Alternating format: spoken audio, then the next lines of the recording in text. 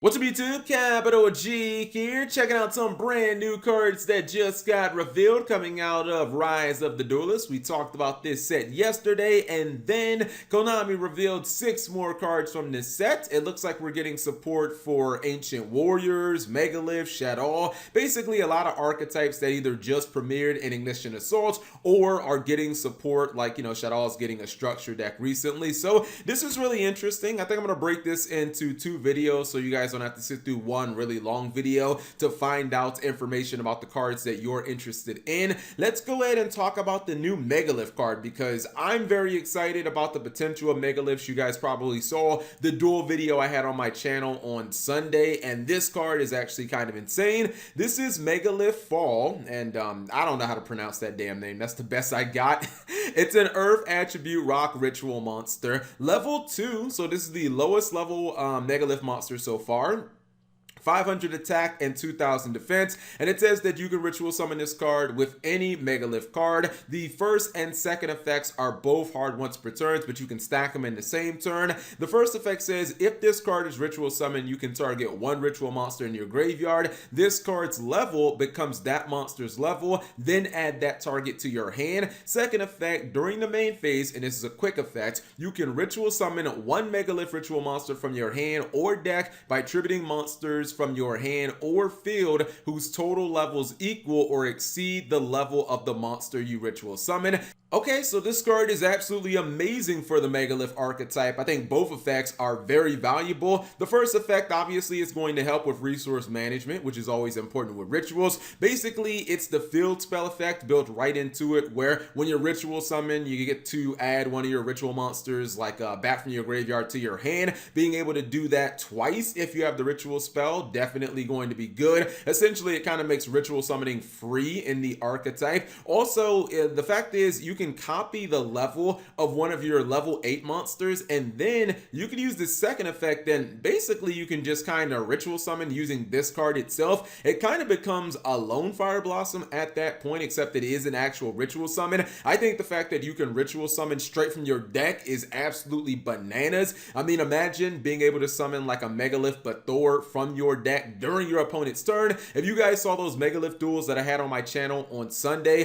Thor was the card that was popping everything on the field. That was the one that was blowing up 4 and 5 cards during the opponent's turn, and basically every time it was dropped. This seems like it could open up Thor plays incredibly easily. Also, I want to point out that I thought that this card being a level 2 would make it a little clunky when it came to like actually ritual summoning it, but I don't think that that's going to be a problem. Keep in mind the quick play spell that Megalift have that lets you summon one of the monsters from the deck. You can easily use one of your level 4s, bring this guy out from the deck, and then use its effect during your opponent's turn, maybe if you need to summon like Thor. So it really feels like this card makes the resource management game of Megalifts even better, and it makes them have better disruption, like more reliable disruption. Being able to ritual summon Thor during your opponent's turn, always going to be very valuable, and the more names that you have in this archetype, the more powerful your Thor is going to be, because it pops cards based on the Megalift monsters in your graveyard with different names. So you want as many names in the archetype as possible. Anyways, let's check out the new Nemesis monster. This is Nemesis Keystone.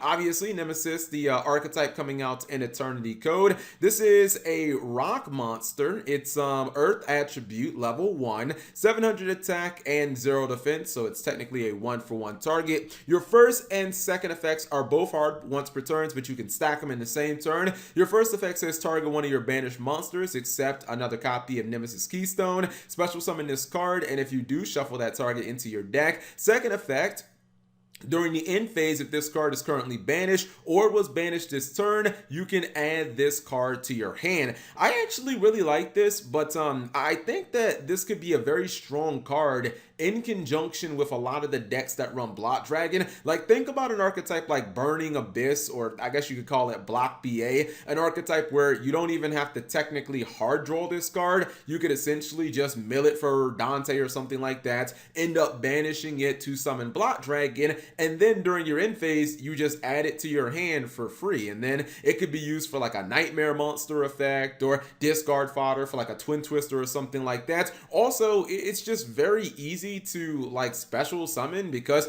burning an archetype like Burning Abyss shouldn't be that hard to get monsters banished. You can easily banish something and then special summon this card, use it as link fodder, and then again use it a little later to facilitate the summon of like a block dragon, then just add it back to your hand. I'm sure there'll be other uses for this card, but block BA was like the first thing I thought of because the synergy with block dragon is just insane. And again, BA is a deck that doesn't have to hard draw this card. They can mill it with Dante, and they also can banish stuff and then just like freely special summon this guy, use it for Appaloosa or something like that.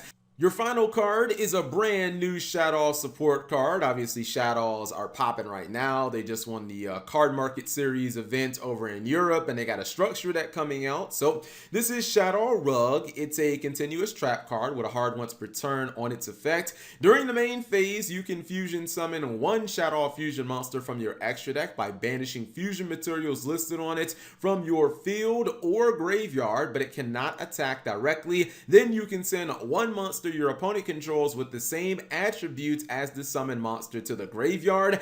This is a very strong card. You know what? This can easily be a +1 in the right matchup. Now, I guess I'll talk about this card mainly from like the perspective of Construct and what's the other one? Winda, because those are like the main two SHADDOLL monsters that people summon traditionally, and like I don't really know if people are running a bunch of different ones, but those are obviously both strong cards to summon during your opponent's turn, especially Winda because she can be like a lockdown card. But then if you're telling me you can potentially blow up, or you can potentially send a card from your opponent's side of the field that is light or dark attribute, now you're talking about essentially being a +2 during that turn. Keep in mind, this is an effect that you can use every single turn, and to me, this is something that SHADDOLLs have needed for a long time, because the later the game goes, to me, it kind of feels like the worse SHADDOLL is. It feels like you've used up all your resources and all your stuff is in the graveyard, and I understand that Pot of Avarice is a thing to put some of those cards back, but